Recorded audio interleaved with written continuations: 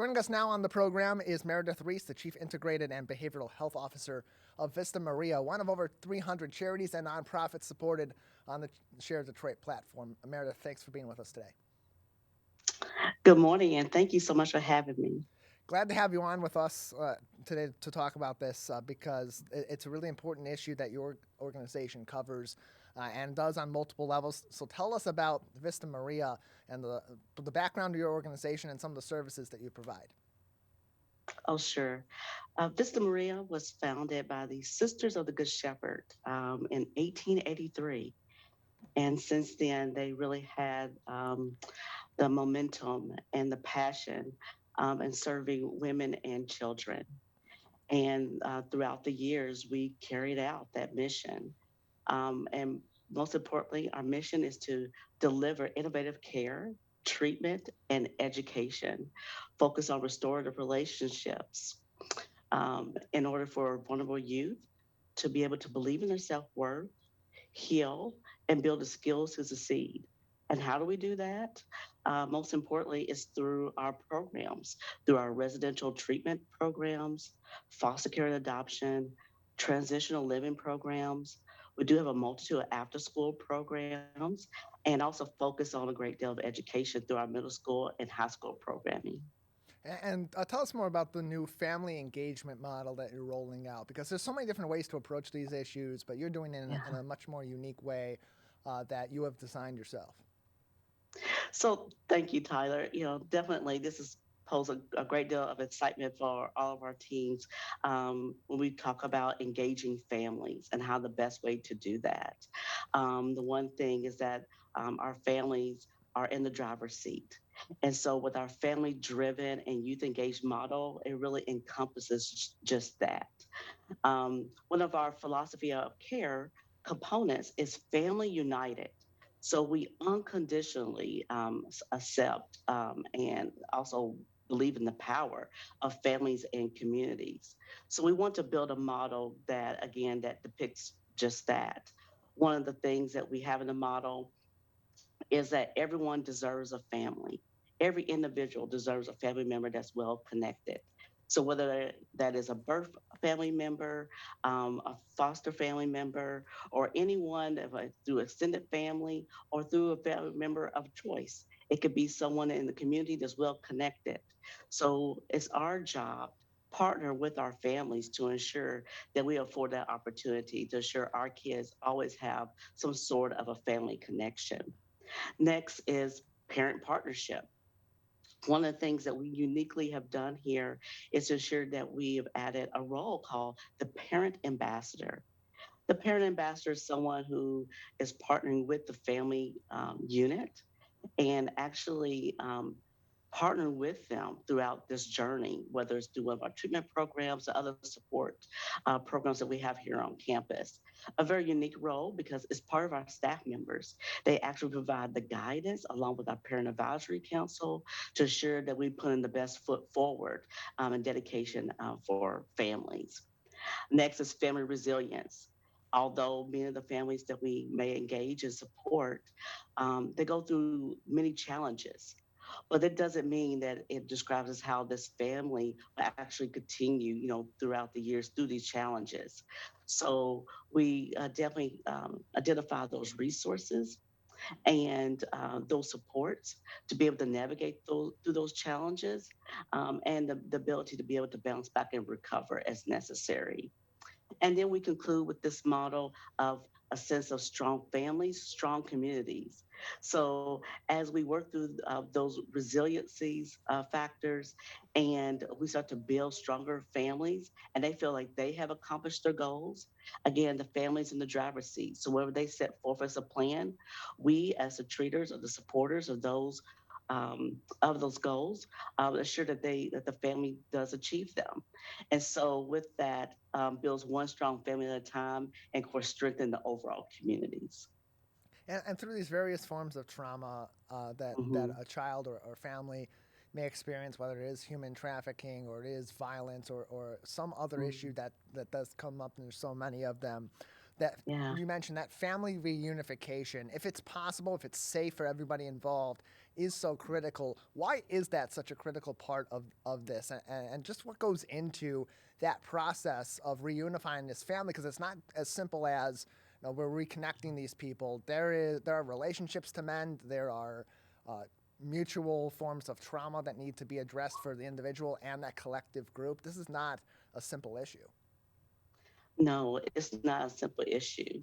And through our mission, focus on restorative relationships. You're right. There are quite a bit of relationships that need to be mended, and that is critical through nature of our therapy, through family therapy work, through family specific activities that we have here on our campus, and also too to understand that again the youth whom she identifies or he identifies as being part of family, those are the family connections that we really need to work and to really just strengthen. And that does take time.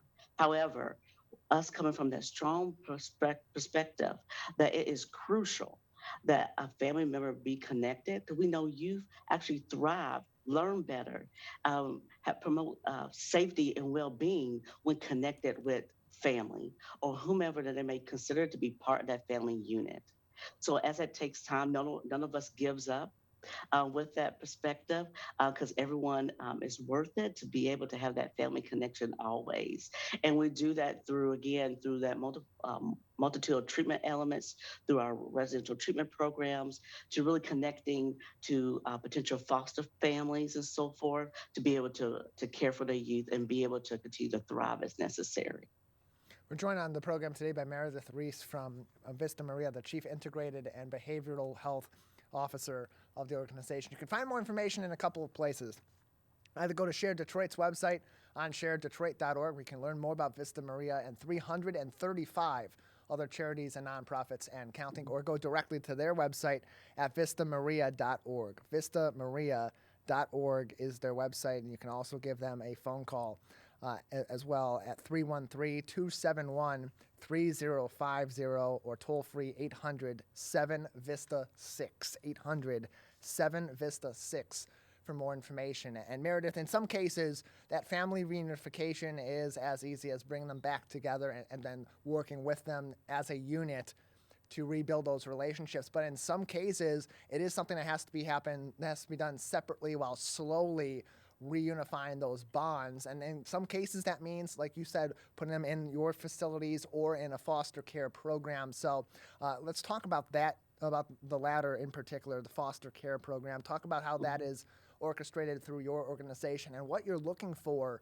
in a foster parent and those relationships. Yes, thank you. So we have a very dedicated staff in our foster care department, and we are looking for foster parents. So individuals who are caring, supportive, and want to welcome and open their home to children. We are definitely in great need.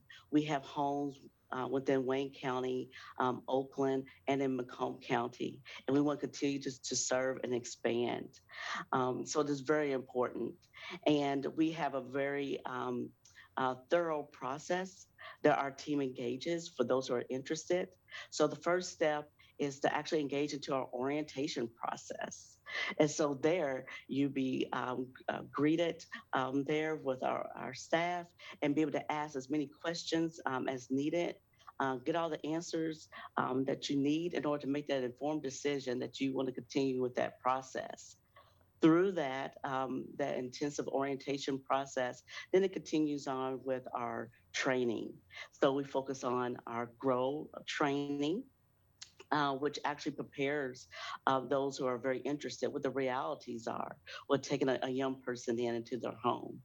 And then from there, it's additional training such as CPR and first aid training and so forth. We have our foster home development specialists that will walk each process and step through so that it's a successful licensing process at the end. some of the basic requirements that we look for, again, is to ensure that as we engage with the individual, any of their health status and income status and so forth, just ensure that everything is aligned to be able to take, children who may be of an infant stage on up to from a teenage age. So just ensure that those things are met. Again, assuring that all the documentation that we will need to be able to assure a successful application and to move towards to completion of a licensure.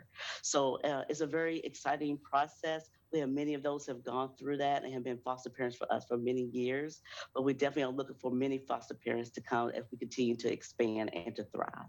More information can be found and ways to get in contact with them as well at vistamaria.org. And Meredith, as we continue to talk about these relationships being built with parents or with foster parents to these to kids or through families that may have been separated by a trauma and need to be reunified. A big part of this that factors in, especially for those kids who have gone through a trauma, is it is life changing, it is life altering, and in some cases life shattering, and that can affect them in other ways and in other areas of their life, particularly their academic life. And as we think about that, you think about the stalling of their academics as they're going through this different state that they're in, and they're coming to terms with some of those things that have traumatized them or those experiences that they've been through. Right. That can set them back a while, and those setbacks can lead to further setbacks down the road that puts them in this cycle of different forms of trauma through life. So that academic side is really important. Tell us about your academic services and how you factor that in too as you're treating these individuals. Oh, absolutely. So, again, one of our care philosophies is that education is power. Yeah. So, so with that, we do value education ultimately, and through that, on our campus, we do have a middle school education and high school education, and our definitely our youth and care have an extensive educational program. Our teachers are trauma informed. So, based on what you just mentioned, you're right. There's a lot of life changing factors, and not only with our staff and foster care staff and so forth to be trauma informed, but the education to be so also. So we are definitely blessed to have that. In addition, is the opportunities now here on our campus, when ensuring that something that is consistent, whether they can maintain in the school system where they originally resided, or there are other opportunities for them educationally. And I think it's also important to note um, for not only just for the day-to-day education components, but even what happens after school. And I think that's also that ongoing learning opportunities, whether it's through life skills programming or activities, or something that be able to continue for that learning environment that supports the education role for our kids. Oftentimes, our kids definitely have career aspirations.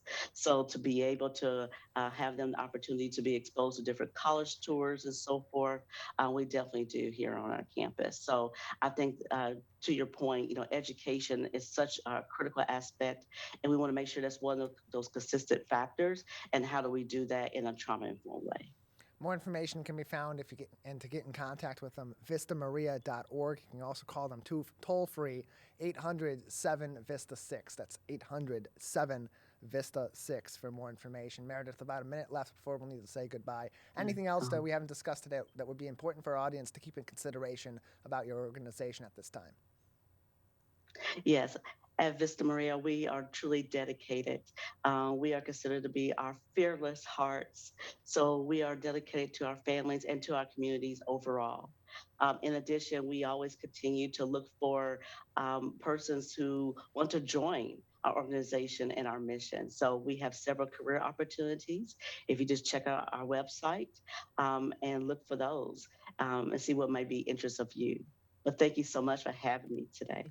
Yeah, glad to have you on and talk about this as you're helping so many people in a number of different ways, including entire families getting back together after experiences of trauma that may be for somebody as an individual or for an entire group Mhm. of people. Regardless, it's always going to be a multifactorial effort. Meredith, thank you for joining us. Yes. Thank you so much. Have a wonderful day.